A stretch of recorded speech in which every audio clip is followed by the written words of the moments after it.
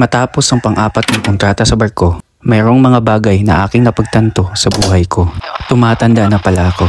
Dati, sumasampa ako para makatulong sa pamilya. Binibigay ko lahat kaya wala akong ipon. Pero ngayon, naisip ko, ibang-iba na. Para bang hinahabol ako ng oras para magising sa katotohanan na ang bukas ay malapit na at kailangan ko nang mag-ipon at ang bawat patak ng oras ay mahalaga.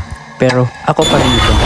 Hindi na nga lang madalas gumagastos dahil may mga paglalaanan na sa buhay.